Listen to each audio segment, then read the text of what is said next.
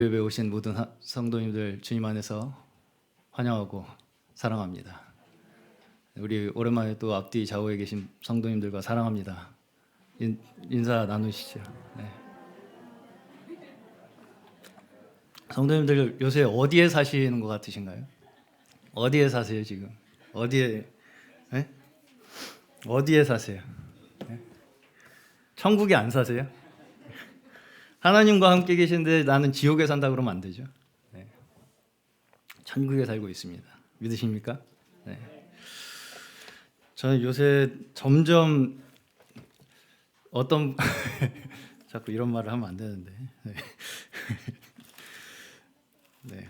어떤 분은 하나님이 된다고 자기가 본인이 그렇게 말씀을 하시는데 저는 천국에 점점 가까이 가는 느낌이 듭니다. 우리가 하나님의 자녀들로서 백성들로서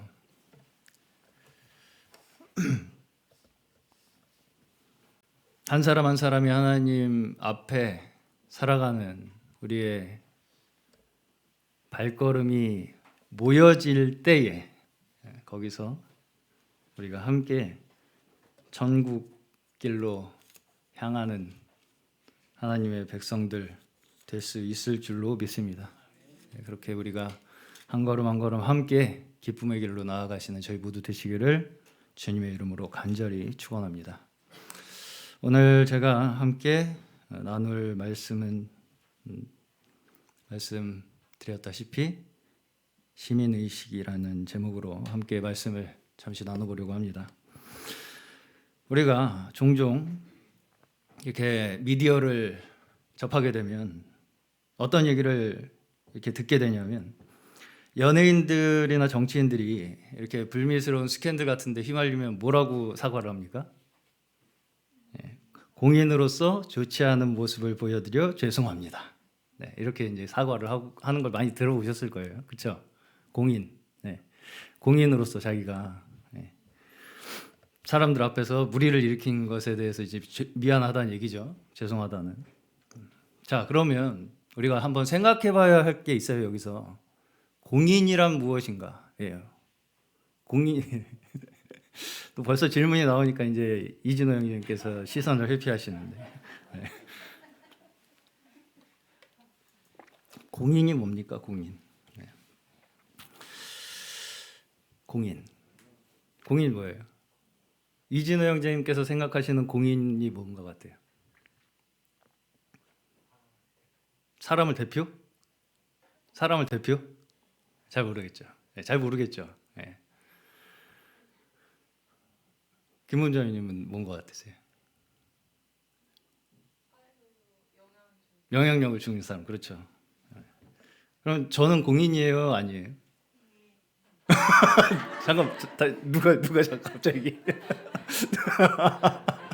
네. 네. 여기까지 일단. 사실 우리 이진호 형제님께서 대답하신 것처럼 이 부분이 굉장히 논란의 여지가 많다는 것을 아시는 분이 아마 별로 없으실 거예요. 공인이 어디까지인가. 네. 이 사전적인 의미로는 공인의 의미가 뭐냐면 공적인 일에 종사하는 사람이에요. 이게 사전적인 의미예요. 근데 우리가 그냥 좀 TV에 좀 많이 나오고 그러면 공인이라고 생각하잖아요. 그리고 심지어 이게 나라마다 문화마다 공인에 대한 기준이 다른 것도 우리가 볼 수가 있어요. 어떤 나라에서는 굉장히 관대해요. 심지어 정치인들이 어떤 이 이성적인 스캔들에 휘말려도 그거는 그 사람 사생활이지 우리가 관여할 바 아니다. 이런 식으로 이제 우리나라 같으면 난리가 날 사건도 그냥 그렇게 이제 넘어가는 일도 있고, 그에 반해서 어떤 이제 우리나라의 상황 같은 경우에서는 글쎄요, 그것이 어떤 차이에서 또 좋고 나쁨을 따질 수 있을지 모르겠지만 굉장히 어떤 한 사람의 문제에 대해서까지도 그렇게 우리가 생각하기에 그렇게까지 그 사람이 공인인가라고 생각할 만한 그런 사람한테까지도 엄격하게 굉장히 그 잣대를 들이대는 문화가 좀 있는 것 같아요, 제가 보기에. 네. 그래서 아까 말씀드린 대로 여기서 공인의 의미가 공적인 일에 종사하는 사람이라고 이렇게 말씀을 드렸는데, 공적인 일이란 그러면 무엇이냐? 결국은 국가나 사회에 관계되는 일, 그런 것을 뜻합니다. 사전적 의미로 하면 사실은 공무원이나 국회의원, 이런 공직자들이 공인의 범위에 들어가요, 원래는. 쉽게 말해서 다시 말씀을 드리면 국민의 세금으로 월급을 받고 국가와 국민을 위해서 이 국민의 나라의 자원을 사용해서 일을 하는 사람들이죠. 그래서 공공성을 띤 업무를 하기 때문에 이들에게는 그만큼 더 큰 책임이 따르게 되는 것입니다. 그렇기 때문에 어느 정도 공인이 된다고 하는 것에 있어서는 사생활 침해에 대한 부분도 어느 정도 감수를 해야 돼요. 그렇죠? 그래서 공적인 일에 이제 본인이 나서고 싶다고 하는 사람들은 거의 해체를 당하죠. 해체를 당해요. 그 사람의 그냥 인생 전체가 그냥 해부를 당합니다. 그렇죠? 왜냐하면 공적인 일에 그 사람의 사적인 이권 같은 것이 개입할 여지가 있는가를 보고 싶어서예요. 과연 이 사람이 이 공적인 일을 맡기는 데 있어서 자기의 사적인 이권을 위해서 일할 가능성이 있는 사람인가를 확인하고 싶기 때문이라는 것이죠.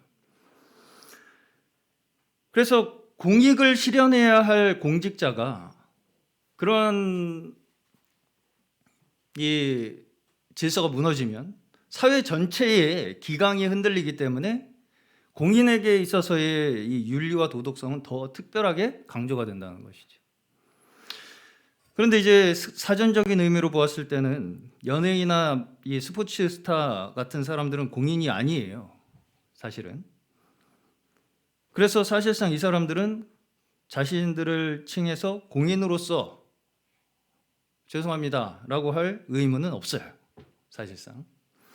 그런데도 불구하고 언제부턴가 사람들은 연예인이나 스포츠 스타와 같이 또 대기업 회장과 같은 유명인들한테 공인으로서의 태도를 또 사생활을 요구합니다. 특히 언론계나 법조계에서 특히나 이 공인의 범위를 넓혀야 된다 이렇게 얘기를 한다고 하는데요. 왜냐하면 기자들이 이러한 사람들, 연예인이나 이 스포츠 스타나 이런 유명인들에 대한 취재를 하는 데 있어서 명예훼손과 같은 문제로 다툼이 자주 일어난다는 것이죠. 그래서 여기서 이제 충돌되는 게 뭐냐면 국민이 알 권리에 대한 권리, 알아야 할 권리에 대한 것과 개인의 사생활 침해의 권리, 사생활에 대한 권리, 이 두 가지의 권리가 충돌을 한다는 거예요. 그래서 이런 상황이 발생을 하게 되면 뭐가 이제 쟁점으로 떠오르게 되냐면 그 사람이 공인이냐 아니냐. 그래서 법원에서도 이 사람이 공인인가 아닌가를 법적으로 다투는 일이 많이 발생을 해요, 실제로. 자, 그렇다면 왜 사람들은 이렇게 공인에 대해서 예민할까요? 공인. 왜 공인은 이렇게 엄격하게 사람들이 그 도덕적 잣대를 들이대고 싶어 할까요? 그냥 기분이 나빠서? 우리 김보험 장님께서 말씀하신 대로 영향력이 있어서겠죠.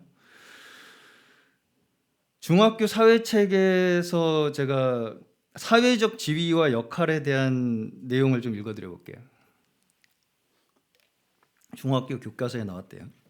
사람들은 가정, 또래 집단, 학교, 직장 등 다양한 집단에 속하여 살아가며 각 집단에서 특정한 위치를 차지하게 된다.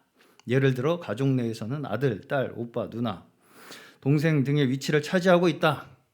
다 이 역할을 맡고 계시죠. 이처럼 어떤 집단에서 개인이 차지하고 있는 위치를 사회적 지위라고 한다. 우리 모두가 다 사회적 지위가 있어요. 그래서 그 모든 사회적 지위에는 그에 따라 기대되는 행동 양식이 있는데 이것이 역할이라고 한대요. 그래서 우리는 사회적 지위가 있고 그거에 따른 역할이 있다는 거죠. 이게 사회 교과서에 나온 내용입니다. 그래서 이제 특히 고위공직자일수록 이 사람들은 나라의 세금으로 공공성을 띠는 일들을 정책을 결정하기 때문에 더 엄격한 도덕적 잣대를 들이대는 거예요. 그래서 이제 인사청문회 등을 보시면 거기서 장관 후보자들로 이렇게 거명되는 사람들을 엄청나게 꼼꼼하게 이렇게 점검하는 이유도 다 여기에 있는 것입니다. 결국 사람마다 사회적 책임이 어느 정도 있게 될 수밖에 없는데 여기서 문제가 되는 것이 뭐냐면 내가 느끼는 사회적 책임의 크기가 실제로 내가 가지고 있는 영향력과 내가 생각하는 바가 다를 때 문제가 생기게 되겠죠. 나는 그렇게 내가 영향이 크다 없다고 생각하고 내가 하고 싶은 대로 살았는데 사람들은 나한테 기대하는 게 더 커요. 그럴 때 문제가 생긴다는 거예요. 말하자면 중학교 사회책에서 말하는 것처럼 사람마다 기대되는 행동 양식이라는 게 있어요. 그런데 그 기대라는 것이 내가 생각하는 것과 사람들이 생각하는 것이 다른 데에서부터 사회적 무리가 발생한다는 거예요. 그렇죠? 무슨 말씀인지 이해가시죠? 그러니까 연예인들은 어떻게 보면 내가 그냥 하고 싶은 대로 살고 싶은데 사람들의 시선이 기대가 큰 거예요. 자기 생각보다. 그런 데서 이제 문제가 발생한다는 것이죠. 자, 우리가 구원을 받고 그리스도인이 된다. 이거 사회적 지위입니까? 아닙니까? 자, 이 그리스도인이 된다라고 할 때 우리가 내가 누구인가, 내가 어떤 사람인가를 이 본인 스스로가 규정을 할 때 뭘 중요하게 생각하냐면 흔히 내가 뭔가를 깨닫게 되었는가를 중요하게 생각합니다. 우리는 그런 사람들이라고 생각해요. 뭔가를 깨달은 자들, 또 뭘 알게 된 자들, 또 성경이 무슨 뜻인지 그 의미를 깊이 깨달은 자들이라는 것이 우리다 라고 생각하는 경향이 있다는 거예요. 그리고 사실상 믿지 않는 세상의 시각에서도 성경이란 것은 뭐라고 생각합니까? 믿는 너희들을 위한 책이지 우리들을 위한 내용이 아니야 라고 그 외의 사람들에게는 해당되지 않는다고 생각해요. 맞는 얘기입니까? 틀린 얘기입니까? 틀린 얘기예요. 맞을 수도 있고 틀릴 수도 있습니다. 그런데 이러한 차이에 있어서의 원인이 우리 책임일 가능성이 있다는 거예요. 왜냐하면 우리 믿는 이들부터 벌써 어떻게 우리 스스로를 생각하고 있냐면 우리에게만 주어진 뭔가 특별한 것이라는 의식을 가지기 쉽다는 것입니다. 그리스도인이 나만 뭔가 특별하게 하나님께서 나에게만 주신 것이라는 의식을 가지기 쉽기 때문이에요. 그런 의식을 우리가 강하게 가지면 가질수록 세상 사람들은 그래, 그건 너희들이나 알아서 해 라는 생각을 가지게 되기가 쉽다는 것이죠.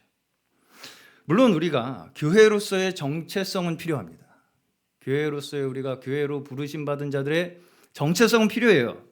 그렇지만 우리가 반드시 알아야 될 게 뭐냐면 우리의 교회의 정체성이라는 것이 세상적인 기준, 물질 세계의 영역에 정해져 있는 것이 아니라는 거예요. 우리의 정체성은 어디에 있어요? 제가 처음에 말씀드렸다시피 하늘의 시민이에요.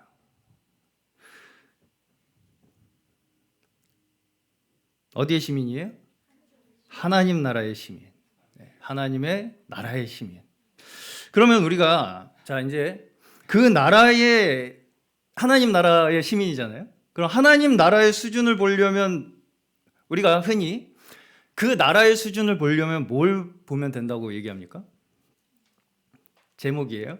오늘 그 나라 국민의 시민 의식을 보면 그 나라의 수준을 안다고 얘기를 해요.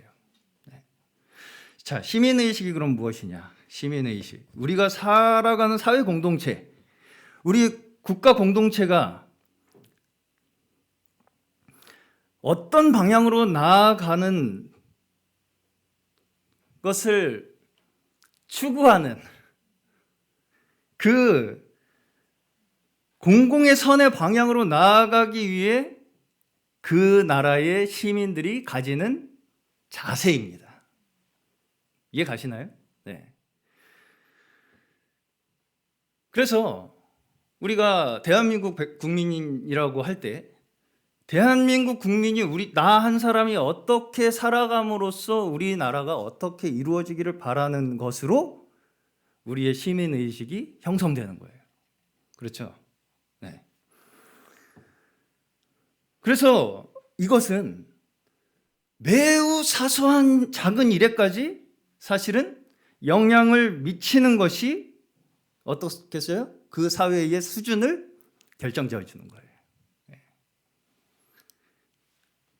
어떤 나라를 비하하고 싶은 마음은 없지만 어떤 나라를 가면 쓰레기가 산더미처럼 쌓여 있고 어떤 나라를 가면 길거리에 막 껌이 붙어 있고 침이 막 널브러져서 뱉어져 있고 그런 것을 보면 그 나라의 수준이 그렇게 높게 느껴지진 않죠.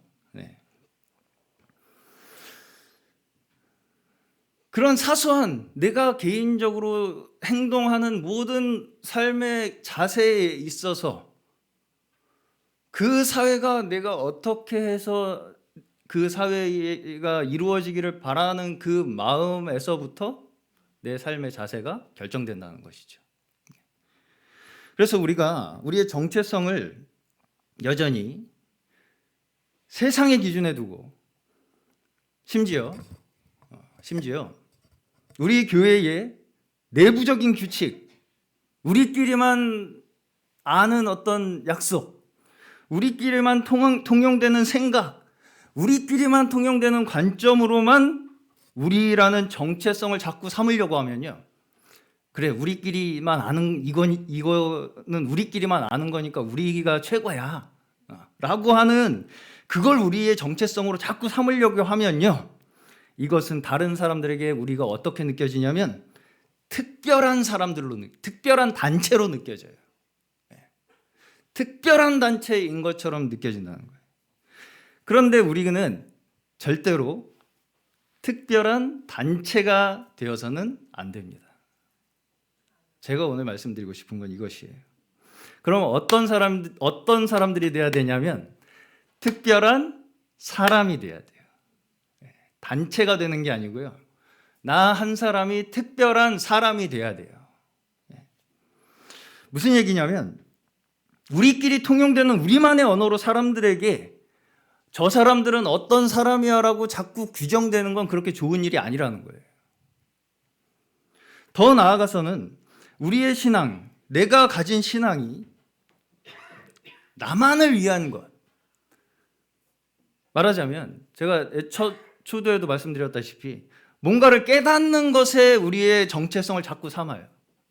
그래서 내가 뭘 깨달아서 정신 수양을 해요. 정신적으로 뭔가 내가 더 성숙한 것 같아요. 뭘 더 알아서. 그래서 뭔가 내가 더 우월한 사람이 되는 것이 우리의 목적이 되어서는 안 된다는 거예요. 안 된다는 거예요. 자, 고린도전서 5장 10절 한번 보겠습니다. 고린도전서 5장 10절 제가 읽어드릴게요. 이진호 형제님께서 큰 소리로 한번 읽어주시죠.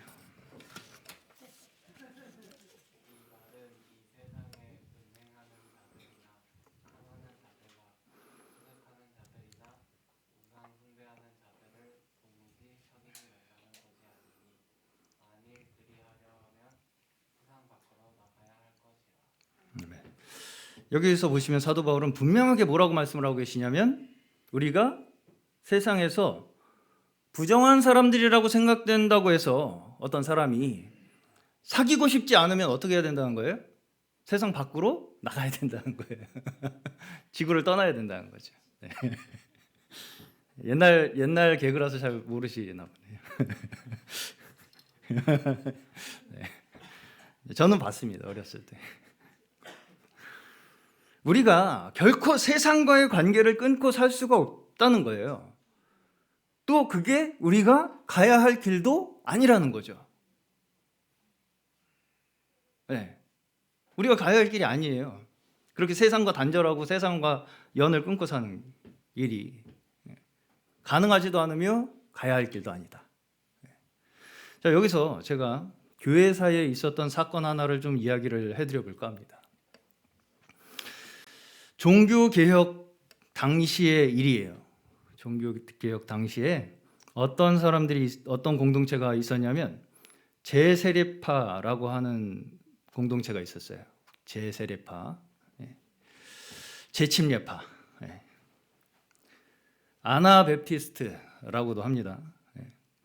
그래서 이들을 이해하려면 약간의 이제 교회사에 대한 설명이 좀 필요해요. 제가 조금 설명을 해드려 볼게요. 당시 이제 다 잘 아시는 루터는 어디 사람이에요?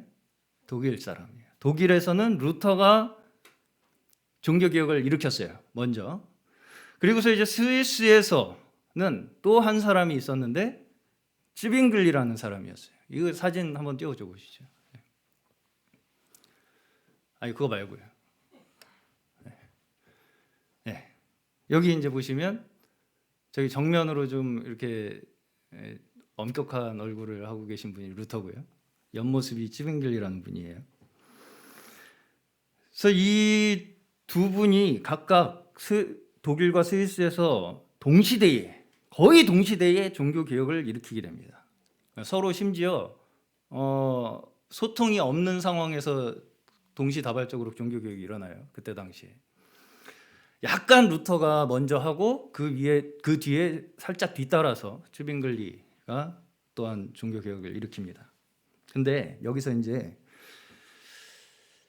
루터와 쯔빙글리의 차이가 조금 있었어요. 여러 가지 이야기들이 있지만 제가 이제 대표적으로 어떤 성격들이 있었는지를 이제 말씀을 좀 드려보자면 루터는 성경을 적용하는 데 있어서 조금 더 관용적이었어요. 그리고 쯔빙글리는 굉장히 엄격하게 성경의 잣대를 들이댔어요. 그래서 예를 들면 예배에 오르간을 사용할 수 있느냐라는 문제가 이제 발생을 했을 때 루터는 어떤 입장을 취했냐면 성경에서 이야기하지 않은 것은 해도 된다. 그래서 구체적으로 성경에서 오르간을 사용하지 말라는 말이 없기 때문에 오르간은 교회에서 사용해도 된다라는 입장을 취했어요. 루터는. 그러면 쯔빙글리는 어땠냐? 성경에서 하라고 하지 않은 것은 하면 안 된다. 그래서 오르간을 사용을 해도 된다 안 된다는 말 자체가 없기 때문에 하면 안 된다라는 입장을 취했어요. 굉장히 엄격한 기준을 가지고 있었던 것이죠. 사실상 루터는 처음부터 이 카톨릭에서 나오고 싶은 마음으로 시작한 것이 아니었어요. 어떻게든 그 내에서 끝까지 사실은 카톨릭과 화해를 해보려고 시도를 했습니다. 루터는. 그러면서 어쩔 수 없이 어떤 면에서 카톨릭에서 이 파문을 당하게 되면서 종교 개혁으로 이어지게 되었던 것이고요. 그런 반면에 쯔빙글리는 어땠냐면 처음부터 학문적인 판단으로 접근을 했어요. 성경을 교리적으로. 그래서 처음부터 이것은 아니다라는 것을 규정을 시켜놓고 분리할 의지를 처음부터 갖고 시작을 했어요. 나는 카톨릭에서 나와야 한다라는 의지를 강하게 피력을 하면서 이 종교개혁을 일으켰던 것이죠. 그런데 이전 이 쯔빙글리를 그래서 따르던 사람들이 굉장히 많이 있었는데 그 중에 이제 이렇게 말하자면 굉장히 그 하나의 강력한 리더십으로 이렇게 인도를 하니까 굉장히 청년들이 많이 따랐대요. 청년들이 많이 따랐는데 그 중에 일부 청년들은 어떻게 생각을 했냐면 이 쯔빙글리조차도 어떤 부분에서는 그 자신이 이야기한 그 세운 기준, 쯔빙글리 본인이 말한 그 원칙에 있어서도 스스로 완벽하게 지키지 않는다고 생각하게 된 거예요. 자, 여기서 이제 당시 루터나 쯔빙글리는 어떤 측면이 좀 있었냐면 종교개혁을 하는 데 있어서 당시에 카톨릭의 불만을 가지고 있던 귀족들과 시의회의 세력의 도움을 받았어요. 둘 다. 그런데 이제 이 젊은이들이 이런 것들이 또 다른 권력과 결탁하는 거다. 그 카톨릭의 세력을 그냥 옮겨 타는 것뿐이 되는 것이 아니냐. 그렇게 이제 쯔빙글리를 비판한 것이죠.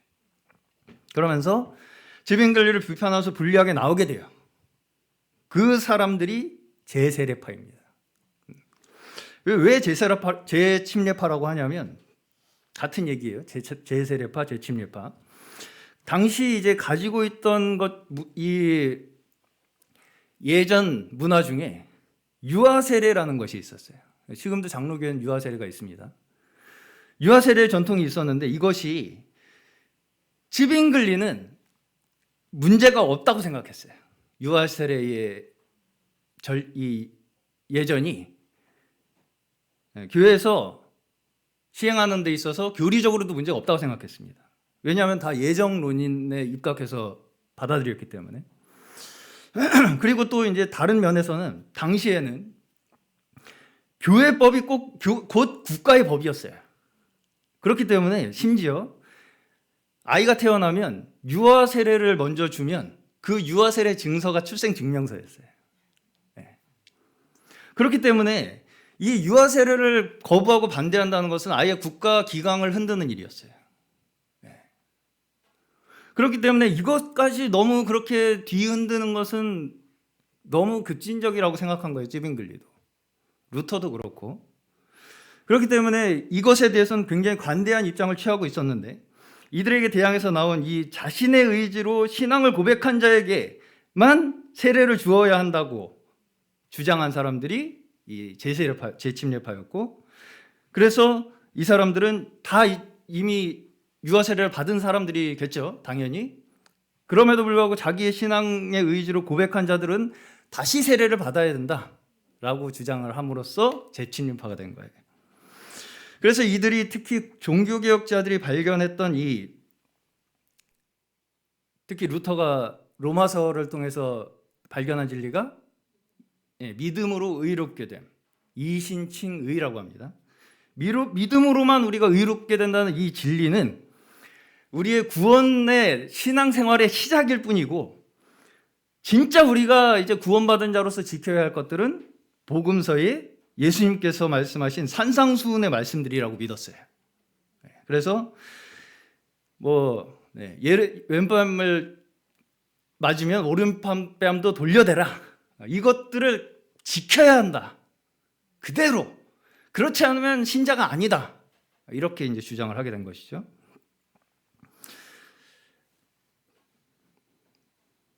그런데 이제 그러다 보니까 이 사람들이 굉장히 핍박을 많이 받았습니다. 그때 당시에 로마 카톨릭과 심지어 루터와 쯔빙글리까지도 그 핍박의 어떤 그 세력에 어느 정도 찬성을 했어요. 그래서 엄청난 핍박을 받고, 이 핍박, 근데 이제 이 사람들이 심지어 그때 당시 어떻게까지 생각을 했냐면 이 핍박이 성경의 계시록에 나오는 대환란이라고 생각을 했어요. 그래가지고 시한부종말론을 주장하게 돼요. 그때 당시에 이미 예수님께서 어디에 재림하신다고 주장을 해요, 이 제세례파가. 그리고 이제 교회는 진정 믿는 이들로만 구성되어야 한다고 함으로써 구원받은 자들을 엄격하게 선별하는 기준을 가지고 있었어요. 그래서 교회는 온전하게 구원받은 자들로만 구성되어야 한다, 그렇지 않으면 다 출교시켜야 한다, 이렇게 이제 주장을 했습니다. 그러다 보니까 이들은 카톨릭과 종교 개혁자들의 핍박을 받게 되면서 세계 곳곳으로 흩어졌어요. 세계 곳곳으로. 그런데 이들의 후손이 아직도 남아 있어요. 아직도 남아 있는데 그 중에 미국 펜실베니아를 비롯해서 몇몇 지역에 아미쉬라는 이름으로 부락을 이루어서 신앙 공동체를 형성하고 있다고 합니다. 아까 처음에 잠깐 보여주신 이분들이 지금 사진이에요. 옛날 사진이 아니고. 이렇게 살고 계세요. 그래서 이분들은 모든 문명을 거부해요. 사진 넘겨주세요. 이렇게 마차를 타고 다녀요. 또 마차 이렇게 전기, 전자제품, 컴퓨터, 자동차 등을 거부하고 국가적인 어떤 도움이나 복지 혜택도 다 거부하고 모든 종교적 신념으로 병역을 거부하고 그리고 종교는 연구 대상이 아니라는 이 신앙의 신념이 있어서 종교와 과학은 가르치는 것이 아니라고 생각한다는 거예요. 그래서 교육을 하지 않는다고 합니다. 성직 제도가 없고요. 교육은 중등교육 정도만 시킨대요. 그래서 자신의 그것도 공동체 내에서만 행해지고 폐쇄성이 매우 강하게 되고 전도도 하지 않고 지금은 세신자도 거의 받지 않는다고 합니다. 그 대신에 이 근본주의자들의 또 하나의 특징이 엄청난 출산율이래요. 그래서 인구 증가가 그렇게 또 많답니다. 자체 인구 증가가. 그 대신에 아이들한테 절대로 신앙을 강요하지 않는데요. 재침례파의 그 모토대로 18살이 되면 넌 재침례파 교도가 될 거냐 안 될 거냐를 선택하게 한다는 거죠.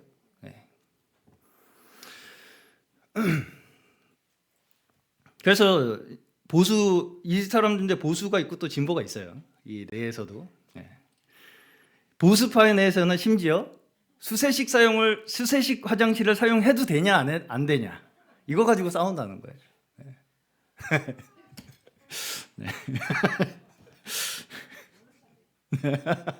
네. 아유.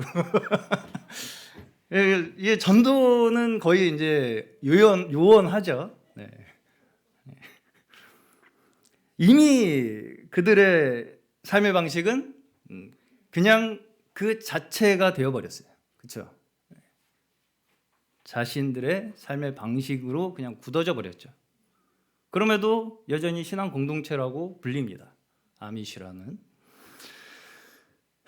자, 저는 이분들의 생활 방식 자체에 대해서 뭐 이렇다 저렇다 말씀하고 싶지는 않아요.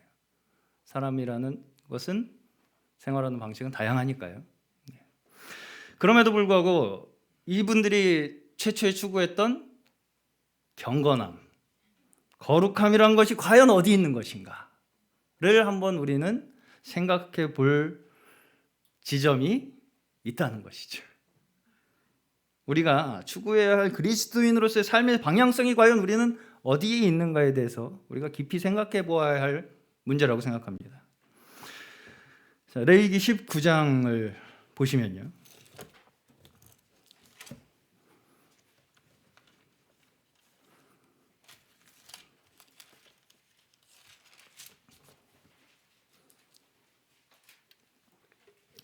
레위기 19장은 2절부터 보시면 너는 이스라엘 자손의 온 회중에게 고하여 이르라 너희는 거룩하라 나 여호와 너희 하나님이 거룩함이니라. 네, 이렇게 우리에게 거룩하라고 명령하시면서 주시는 율법 말씀이에요. 보시면 9절을 보시면요. 너희 땅에 곡물을 벨 때에 너는 밭 모퉁이까지 다 거두지 말고 너희 떨어진 이삭도 줍지 말고 너희 포도원의 열매를 다 따지 말며 너희 포도원에 떨어진 열매도 줍지 말고 가난한 사람과 타국인을 위하여 버려두라. 나는 너희 하나님 여호와니라. 15절 보시면 너희는 재판할 때에 불의를 행치 말며 가난한 자의 편을 들지 말며 세력 있는 자라고 두호하지 말고 편들지 말고 공의로 사람을 재판할지며 34절 보시면 너희와 함께 있는 타국인을 너희 중에서 나은 자 같이 여기라는 거예요. 타국인이지만 너희 중에서 나은 자처럼 여겨 주라는 거예요. 그러면서 자기같이 사랑하라고.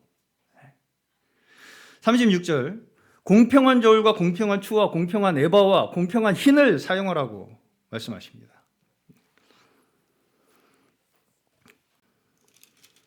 전반부 8절까지는 하나님 앞에서 우리가 지켜야 할 것들을 말씀하시면, 그 이후에 있는 거의 대부분의 말씀들이 뭐냐면 하나님 앞에 나아가는 태도의 말씀을 제외하고는 거의 모든 말씀이 뭐예요? 세상을 대하는 우리의 태도에 대한 이야기예요. 세상을 우리가 어떤 태도로 대해야 할 것인가의 말씀이라는 거예요. 거기에 거룩함이 있다는 것입니다. 마태복음 5장, 아까 함께 읽은 본문 말씀 5장 13절에서 16절입니다. 너희는 세상의 소금이니 소금이 만일 그 맛을 잃으면 무엇으로 짜게 하리요? 그에는 아무 쓸데없어 다만 밖에 버리어 사람에게 밟힐 뿐이니라. 너희는 세상의 빛이라. 산 위에 있는 동네가 숨기우지 못할 것이요 사람이 등불을 켜서 말 아래 두지 아니하고 등경 위에 두나니 이러므로 집안 모든 사람에게 비치느니라. 이같이 너희 빛을 사람 앞에 비치게 하여 저희로 너희 착한 행실을 보고 하늘에 계신 너희 아버지께 영광을 돌리게 하라. 결국 경건함이 어디 있습니까? 세상에 대한 우리의 태도에 달려 있다는 것입니다. 경건함은 세상을 우리가 어떤 태도로, 어떤 관점으로, 어떤 시각으로 대하고 바라보고 있느냐에 우리의 경건함이 달려 있다는 거예요. 나의 거룩함과 나의 경건함을 위해서 뭔가를 정해놓고 규칙들을, 그것을 지켜나가는 것에 있나요? 그렇게 지켜나가다 보면 아미시가 거기 가시면 제일 잘 지킬 것 같은데. 네. 절대 비판하고 싶은 마음은 없습니다. 그러나 우리가 생각해 봐야 할 지점이 있다는 것이죠. 이것이 다 역사예요, 우리의. 말씀에서 우리가 볼 수 있는 것이 뭐냐면, 거룩함이라는 것은 세상을 향한 우리의 근본적인 태도에 있습니다. 하나님 나라의 시민으로서 하나님의 자비하심과 공의와 의로우심, 하나님께서는 그분의 나라를 그것으로 통치하세요. 자비하심으로 통치하시고요, 공의로 통치하시고요, 의로우심으로 통치하시고요, 사랑으로 통치하세요. 그 나라를 우리가 어떻게 해야 돼요? 세상에 보여줘야 돼요. 그 나라의 시민으로서. 그것을 이웃에게 증거하는 것이 거룩함입니다. 거기에서 우리의 거룩함이 나타나는 거예요. 그렇게 하기 위해서 먼저 우리가 배워야 할 것이 뭐냐면, 오직 하나님을, 여기 이제 레위기 19장 다시 돌아가시면 앞 서두에 전제 조건이 있습니다. 19장.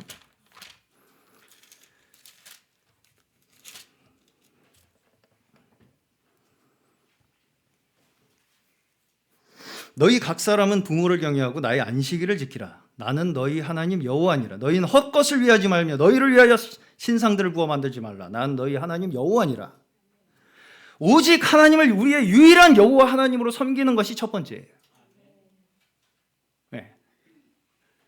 다른 것이 우리를 지켜주고 우리를 보호해 줄 거라고, 인도해 줄 거라고 생각하는 그 어떤 것도 다 치우고 하나님 한 분만이 우리의 하나님 여호와이십니다를 온전히 고백하는 데에서부터 출발한다는 것이죠. 그리고 두 번째 보시면, 그 뒤에 보시면 화목제 희생을 여호와께 드려야 한다는 거예요. 둘째로 우리가 가져야 할 게 뭐예요? 하나님 앞에 우리는 죽을 수밖에 없는 죄인이에요. 할 수 없는 자들이에요. 우리는 하나님의 율법에 의해서는 우리는 죽을 수밖에 없는 자들인데, 어때요? 하나님께서 우리를 위하여 하나님 앞에 나아갈 수 있는 길을 열어주셨어요. 구원의 길을 열어주셨다는 거예요. 그 하나님 앞에 나아갈 수 있는 구원의 길을 열어주시는 구원의 하나님이심을 기억하는 것이 두 번째예요. 그것이 경건, 거룩의 출발이라는 것입니다. 거기에서부터 경건과 거룩의 삶은 시작되는 거예요. 내가 뭔가 규칙을 정해서 그걸 잘 지키는 데서 시작하는 게 아니고요. 여호와 하나님 한 분만을 온전히 섬기고 감사하는 것, 우리가 그분의 소유라는 것을 온전히 믿고 의지하는 것, 그리고 두 번째로는 우리의 무능함을 절실히 우리가 인정하고 여전히 하나님께서 우리를 위해 열어주신 그 구원의 역사 가운데 우리는 늘 머물러야 하는 자들이라는 것, 그것을 늘 잊지 않고 기억하는 거기에서부터 우리의 경건의 삶은 시작된다는 것입니다. 이것이 없이 그저 나의 경건을 지키기 위해서 나 한 사람, 내가 어떻게 경건하게 나타날 것인가, 증명할 것인가를 위해서 외적인 삶의 형태가 자꾸 이루어지는 것은 결국 보셨다시피 어떻게 돼요? 나 자신을 고립시켜요. 폐쇄적으로 만들고 사람들에게 하나님을 어떤 분으로 만들어요? 쟤네들만 편드는 분, 편협한 분으로 하나님을 생각하게 만든다는 것이죠.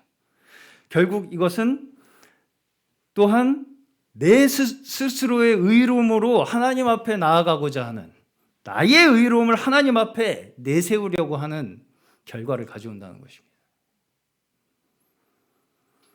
사실 우리가 조금이라도 이런 마음을 가지고 있고 조금이라도 이런 영향을 서로가 주고받는다면 그것은 거룩일까요? 아닐까요? 오히려 부정함을 나타내는 것일 가능성이 크다는 것입니다. 우리가 왜 공무원들에게 특히나 그렇게 엄격한 도덕적 잣대를 들이대겠습니까? 그것은 그들이 그 사회의 자본을 가지고 그 대표성을 가진 일들을 하기 때문이에요. 그렇기 때문에 거기서 질서가 무너지면 그 사회 전체의 질서에 문제가 생깁니다. 그렇기 때문에 말하자면 사회의 정의에 대한, 어떤 사람이 공무원이 되면 제일 좋겠습니까? 사회 정의에 대한 욕구가 강력한 사람, 그 사람이 공직에 있으면 가장 우리가 바람직하겠죠. 그래서 내 존재 자체가 사회 정의를 구현하는 데 의미가 있어요. 그런 사람이 공직자가 되면 얼마나 우리가 안심이 되고 신뢰가 가겠습니까? 일거수일투족이 그 사람은 이 나라의 정의를 구현하기 위해서 살아요. 그런 사람이 공무원이 되고 대통령이 되고 국회의원이 되고 장관이 되면 아무 걱정할 필요가 없겠죠, 우리가. 실제로 그렇지 않다는 게 문제겠죠. 언제 어디서든지 우리 모든 행동 하나에서도 어떻게 하면 이 사회가 안정되고 정의가 이루어질까에만 초점이 맞춰져 있는 그런 사람, 이 행동이 어떤 특정한 범위 내에서만 이루어진다, 그러면 지속되기가 어렵겠죠. 그 사람의 마음속에는 이미 뭐가 이루어져 있어야 되나요? 정의로운 사회, 아름다운 사회가 그 마음속에 이미 그려져 있어야 돼요. 그렇죠? 그래야지 그 사람이, 그 모든 삶이 온전히 그 사회를 위해서 살아가는 사람이 될 거 아니에요. 정말 진정 내 존재의 의미가 사회 정의를 구현하는 데 있다고 하는 사람이 공직자가 돼야 된다는 것이죠. 공직자의 자격을 자꾸 제가 얘기를 하는 것이 아니고요. 그저 우리가 내가 정해놓은 틀 속에서의 거룩함과 경건함만을 자꾸 추구하고 이루려고 한다면 여전히 어느 부분에서는 어떤 일이 발생을 하게 되냐면 컨셉이 발생을 하게 돼요. 무슨 얘기냐면 어떤 상황에서 내가 가지는 나의 태도와 어떤 상황에서 가지는 나의 태도가 자꾸 나눠지게 된다는 거예요. 그러다 보면 어떤 일이 자꾸 일어나게 되냐면 내가 예상하지 못한 상황에 대한 대처 능력이 떨어지게 돼요. 내가 정해놓은 틀 속에서만 나는 경건한 사람이기 때문에. 그래서 우리가 제가 생각하기에 오해하는 것이 하나가 무엇이라고 제가 생각하냐면 우리가 세상 속에 있다라고 생각하는 거예요. 무슨 얘기인지 이해가 안 가시죠? 우리가 세상 속에 있나요? 다시 잘 생각해 보시면 이 세상을 누가 창조하셨습니까? 하나님께서 창조하셨죠. 누가 주관하십니까? 하나님께서 주관하시죠. 그 속에서 인간들의 나름대로 세상을 만들고 살아가고 있는 것뿐이에요. 누가 누구 속에 있습니까? 하나님께서 세상에 안에 계십니까? 세상이 하나님 안에 있습니까? 하나님 나라의 공공기관이 어디예요? 교회입니다. 이 세상에 창조하신 하나님 나라의 공공기관이 교회예요.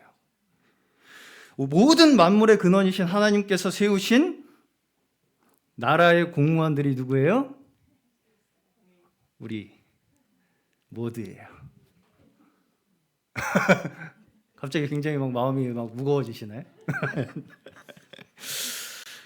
그것도 그냥 세상 공무원들처럼 국가에 그냥 어느 정도 충성하는 척하면서 한 뒷구멍으로는 자기 백석 채우고 그렇게 사는 자들이 아니라 온전히 그 나라만을 위해서 일하는 자들, 그 나라가 이루어지는 그 자체가 우리의 존재의 이유이고 우리의 삶의 목적이 되는 자들이 바로 하나님 나라의 공무원들이에요. 우리가 혹시 국가재산을 함부로 사적으로 유용하려고 하지는 않을까? 자기 자신을 위한 목적으로 하나님 나라의 자원을 우리가 혹시나 낭비하지는 않을까 하는 우리가 청문회를 통과해야 되겠죠? 그렇죠? 네. 그렇게 높은 고위공직에 우리가 올라가려면 통과해야 되잖아요. 어떻게 통과합니까? 무엇으로 통과해요? 십자가 앞에 나아감으로써. 우리는 나의 약함과 죄의 모든 속박에서 벗어나게 됨으로써 무사히 청문회를 통과하게 된 것입니다. 그렇게 우리는 하나님의 나라의 장관들로서 공직자들로서 부르심 받았어요. 믿으십니까? 네. 사실상 저와 성도님들 우리 모두는 사실은 좀 서운하게 들리실지 모르겠지만 각자 그 누구하고도 사적인 관계를 맺을 수가 없는 사람들이에요. 네. 공무원들이라서. 공무원들은 아무나 만나도 안 되고요. 아무한테나 선물 막 많이 줘도 안 되고요. 3만 원 이상 주면은 벌금 물고요. 네. 사적으로 친해지고 싶지 않다는 말이 아니에요. 오해하시지 않길 바랍니다. 단지 우리끼리라는 의식을 사적으로 가지는 것이 우리 하나님 나라의 백성이 가질 의식 수준이 아니라는 거예요. 우리끼리라는 의식 그 자체가 하나님 나라의 백성의 의식이 아니라는 거예요. 오히려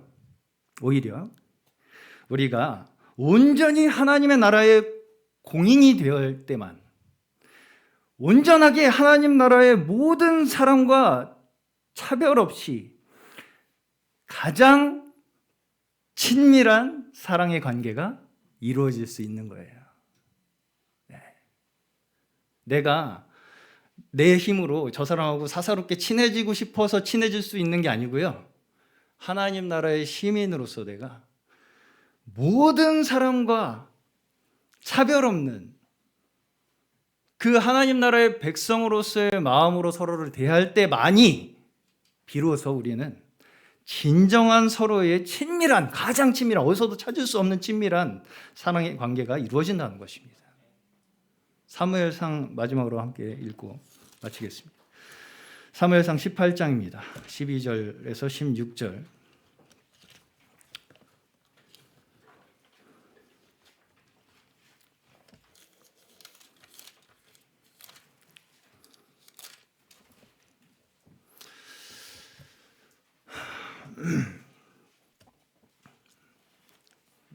네, 우리 유정은 자매님이 큰 소리로 한번 읽어주시죠.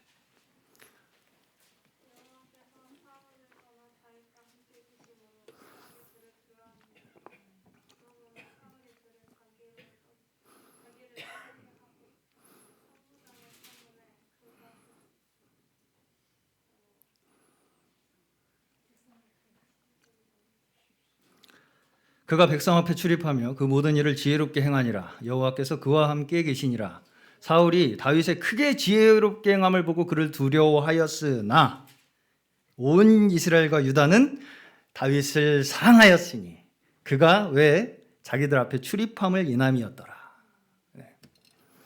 다윗은 하나님의 왕국이 그의 마음속으로 가득한 사람이었어요. 그러다 보니까 그는 심지어 그 사람이 엄청난 범죄를 저질렀음에도 불구하고 뭘 잃지 않았냐면 하나님 왕국의 시민으로서 취해야 할 태도를 끝까지 잃지 않았던 것입니다. 이것이 저는 사실상 우리 그리스도인으로서 우리의 믿음과 현실이 조화되는 지점이라고 생각해요. 뭔가 자꾸 나름의 규칙을 지켜서 믿음을 유지해 보려고 하는 것도 사실은 뭔가요? 현실 부정이에요. 현실에 적절하게 내가 대응하지 못하는 내 모습을 바라보고 싶지 않아서죠. 직시하고 싶지 않아요. 내가 이런 상황에는 내가 적절하게 이기질 못하네? 대응이 안 되네? 아예 피해버려야지. 그렇기 때문에 사실 회피하는 것밖에 안 된다는 것이죠. 그것은 사실상 현실에서 우리를 계속해서 격리시켜요. 폐쇄시키고 폐쇄적인 태도를 갖게 함으로써 전능하신 하나님, 무한하신 하나님이 아니라 나만을 위한 하나님, 우리만을 위한 하나님으로 하나님을 전락시켜버린다는 것입니다. 하나님은 이렇게 섬기는 것이 하나님을 섬기는 자의 자세가 아니죠. 이것은 하나님이 나를 섬기기를 바라는 거예요. 사실상 그것은 곧 나를 섬기는 종교가 되어버리는 것입니다. 우리가 진실로 뜻이 하늘에서 이루어진 것과 같이 땅에서도 이루어지기를 간절히 원하신다면 그것은 곧 우리가 이 땅에서 하늘나라의 시민의식을 가지고 사는 것입니다.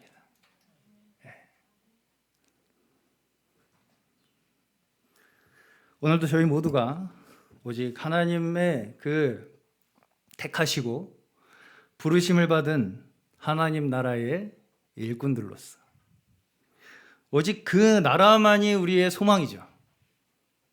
그 나라가 우리의 소망 맞으신가요? 네. 우리의 영원한 안식이죠. 우리가 영원히 거할 처소이죠. 그 소망 있으십니까? 그것을 우리가 믿음으로써